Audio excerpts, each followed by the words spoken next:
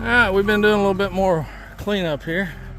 Got Jordan running the mulcher, then the grapple. Cut a few more trees with the saw. It's looking pretty good. Opening up. Be a good spot to set up. It's getting pretty good with that grapple. Picking them up one at a time, stacking them up, making them a pile.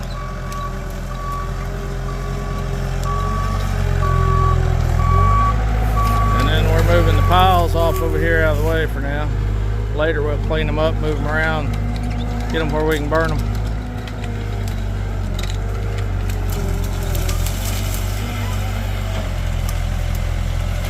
Pretty handy rig there. Thanks for watching.